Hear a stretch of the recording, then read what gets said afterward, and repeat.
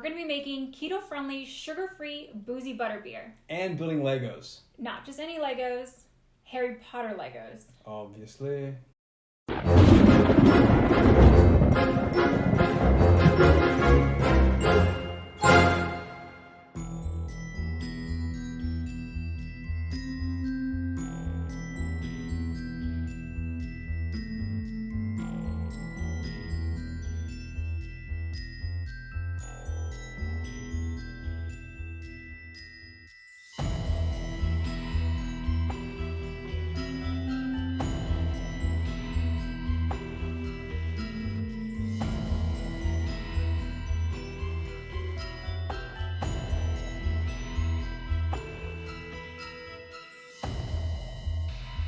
Now that we have our drinks, we're going to start our build.